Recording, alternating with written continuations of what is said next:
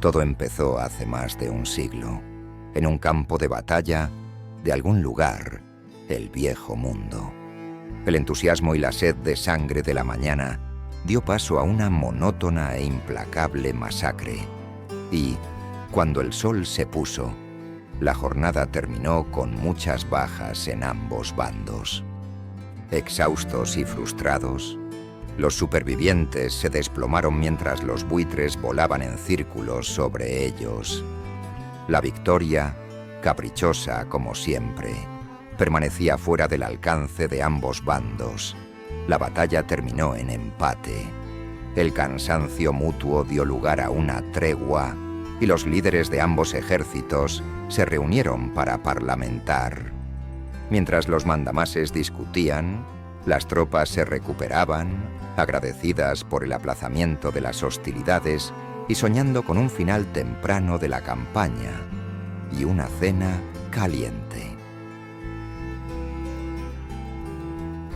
Munk, el líder de una pequeña banda de orcos, estaba sentado junto a su portaestandarte, ambos distraídos en su pasatiempo favorito, el lanzamiento de pelotillas de moco.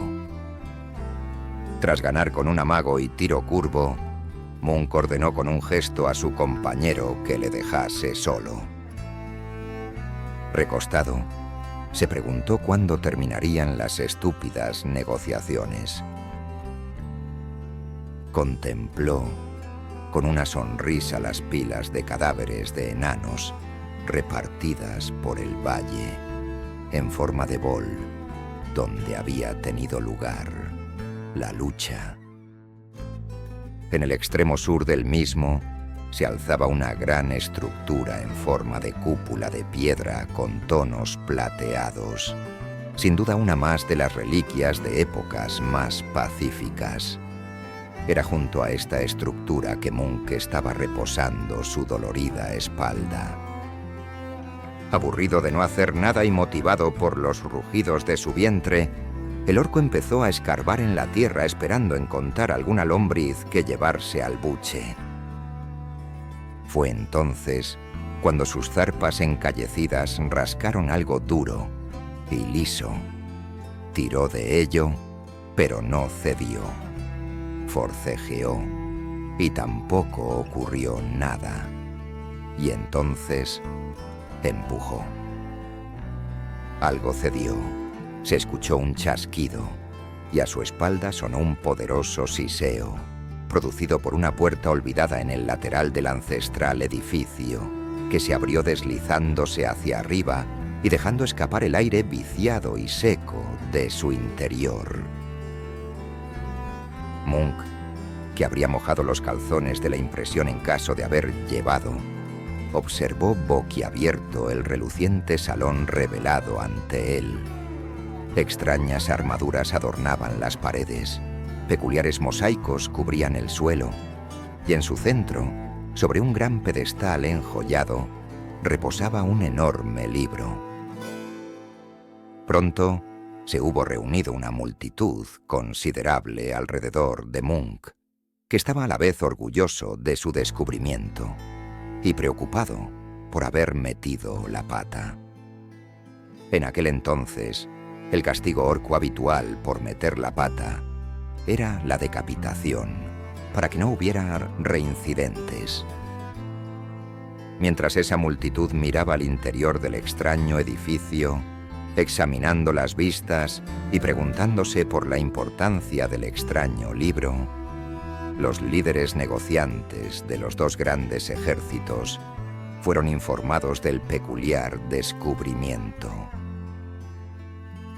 Ansiosos por aprovechar cualquier excusa para distraerse un poco, aplazaron las negociaciones y acudieron a ver si aquello resultaba más entretenido.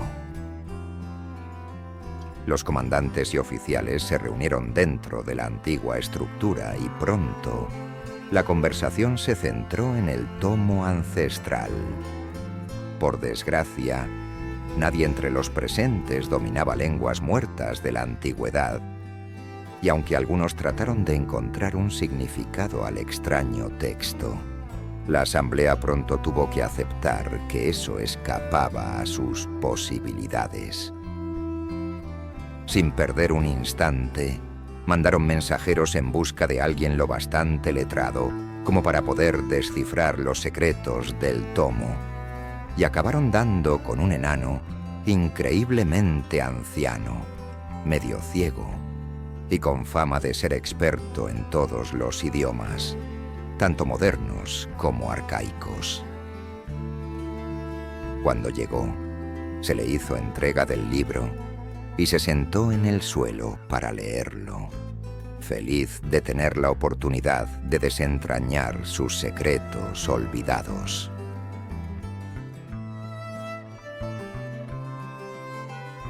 Pasaron 3 días, durante los cuales el enano apenas se movió de donde estaba. Finalmente, estuvo listo para informar de sus resultados. Se construyó apresuradamente un podio ante el plateado templo, y el sabio fue subido a una caja para que relatara sus descubrimientos a la multitud reunida. «Este libro», dijo el anciano con voz ronca, parpadeando a menudo, «parece ser el texto religioso de un grupo de guerreros venidos de una tierra llamada Amorica. El libro está dedicado al dios olvidado, Nafel. Los sumos sacerdotes de las diferentes sectas de este dios, llamados entrenadores, llevaban a sus bandas de guerreros a grandes coliseos donde intentaban exterminarse unos a otros. El objetivo, sin embargo, no era la violencia en sí misma. Se trataba de un ritual de gran importancia. Hubo leves murmullos entre la multitud, mientras intentaba comprender conceptos tan extraños. El enano prosiguió. Hinchaban la vejiga de un cerdo, y luego debían llevarla o lanzarla de un extremo al otro del coliseo, para intentar, anotar. Conseguir llevar la vejiga hasta el campamento enemigo, o zona de anotación, daba a la secta que lo lograba unas cosas llamadas puntos. La batalla duraba un tiempo fijo. Al terminar, la secta que había acumulado más puntos era declarada vencedora. Aparentemente, ni siquiera había que dejar tullidos a todos los oponentes, aunque parece que los entrenadores animaban a los participantes a intentarlo. Además, el libro explica que, como el número sagrado de Nufle era el 11, solo podría haber 11 guerreros de cada secta en el campo de batalla a la vez.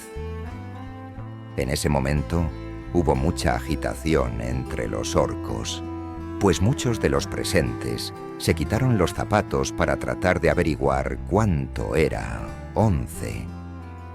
Esto solía degenerar en peleas, en cuanto algún goblin con más aptitudes numéricas y que seguía con las botas puestas descubría lo divertido que era pisar los pies descalzos de sus camaradas con sus tacos de hierro.